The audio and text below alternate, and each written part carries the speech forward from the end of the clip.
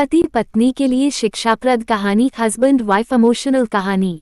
दोस्तों, जब नई नई शादी होती है, पति पत्नी में प्यार बहुत ज्यादा होता है। समय के साथ प्यार कम होते जाता है और फिर एक दौर ऐसा आता जब वे एक दूसरे के साथ बातचीत भी नहीं करते।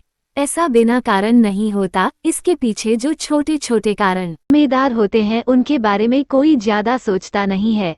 आज की कहानी आपको इन सब कारणों से अवगत आएगी और सोचने पर मजबूर कर देगी, इसलिए इस कहानी को पूरी जरूर सुनिए। पति पत्नी काफी दिनों के बाद आज एक साथ बैठकर चाय पी रहे थे कि आज उनकी शादी की 25वीं सालगिरह थी। पहले की तरह वो अब साथ में समय बिताते नहीं थे, ज्यादा साथ में एक दूसरे के पास बैठते नहीं थे। पता नहीं किन कारणों से उन दोनों के बीच की दूरी बढ़ती ही जा रही थी। चाय पीते पीते पत्नी ने चुप्पी तोड़ते हुए कहा, मुझे आपसे बहुत कुछ कहना है, आपको बहुत कुछ बताना है, लेकिन अब हमारे पास एक दूसरे के लिए समय ही नहीं है। मैंने इस बारे में बहुत सोचा है और मैंने इस सिचुएशन से निपटने का एक उपाय निकाला है। अगर आप राजी हो तो बताती हूँ। पति ने सिर हिलाकर हामी भरी। पत्नी ने टेबल के ड्रॉअर से 2 डायरी निकाली और बोली, मैं ये 2 डायरी लेकर आई हूँ, एक आपके लिए और एक मेरे लिए। आज के बाद हम दोनों को एक दूसरे से जो भी शिकायत होगी वो हम अपनी अपनी डायरी में लिख कर रखेंगे। 1 साल बाद जब हमारी 26वीं एनिवर्सरी आएगी तब हम उसे खोलकर पढ़ेंगे।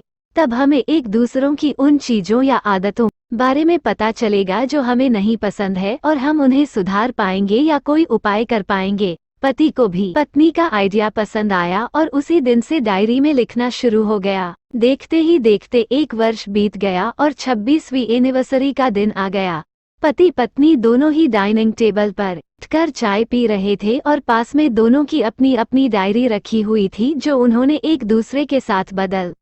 चाय खत्म करके पहले पति ने पत्नी की डायरी पढ़नी शुरू की। उस डायरी में काफी सारी शिकायतें थी, जैसे कि आज होटल में ले जाने के लिए वादा किया था लेकिन फिर भी नहीं लेकर गए। आज मेरे मायके से मेहमान आए थे, उनके साथ पति ने अच्छे से बात नहीं की। कितने महीनों बाद आज मेरे लिए साड़ी लाई लेकिन पुराने डिजाइन की। आज मेरे सीरियल देखने के समय पति ने चैनल बदलकर न्यूज चला दी। आज गीला तौलिया सोफे पर छोड़ दिया। ऐसी कई सारी शिकायतें थी। डायरी को पढ़ते पढ़ते पति की आंखों में आंसू आ गए। पति को काफी अफसोस हुआ। वो अपनी पत्नी से बोला, मुझे इन गलतियों के बारे में एहसास ही था, लेकिन अब मैं तुमसे वादा करता हूँ कि ऐसी गलतियाँ मैं अब फिर से नहीं दोहराऊंगा। अब पत्नी ने पति की डायरी खोली। पत्नी ने डायरी के कई सारे पन्ने पलटे लेकिन वो पूरी तरह से खाली थी। कहीं पर भी एक शब्द भी नहीं लिखा था। पत्नी बोली, आपने तो डायरी में कुछ लिखा ही नहीं है।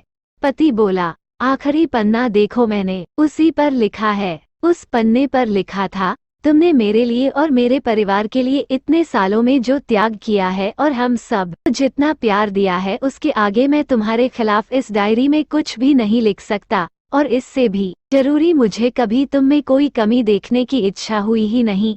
ऐसा नहीं है कि तुम में कोई कमी नहीं है, लेकिन तुम्हारे प्यार, समर्पण और त्याग के आगे तुम्हारी कोई भी कमी बहुत छोटी है। मेरी अनगिनत गलतियों को नजरअंदाज करके तुमने इस कठिन जीवन में मेरे साए की तरह साथ दिया है और हमेशा मेरे साथ खड़ी रही। तुम ही बताओ, कोई भी अपने ही साए में दोष निकाले तो निकाले कैसे? अब पत्नी की आंखें नम थी। पत्नी ने पति के हाथ से अपनी शिकायतों की डायरी ले ली और उसे जला दिया। पति पत्नी का रिश्ता एक दूसरे पर विश्वास पर टिका होता है और उसी से वो मजबूत होता है। उनके एक दौर में पति पत्नी एक बात अच्छे से समझ लेनी चाहिए कि एक दूसरे में गलतियां और कमियां निकालने के बजाय अगर यह याद रखा जाए कि उसके साथी ने उसके लिए कितना त्याग किया है तो इससे उनका रिश्ता और भी ज्यादा मजबूत ही होगा। दोस्तों, छोटी सी इस बताने के पीछे मेरा प्रयास है कि इन दिनों पति पत्नी में बढ़ते जा रही दूरियां कम हो सके और खासकर गलत फहमियों की वजह से या सिर्फ बात ना करने की वजह से बढ़ती जा रही दूरियों को आराम से शांति से बैठकर बात करके कम किया जा सकता है या खत्म भी किया जा सकता है। राधे राधे।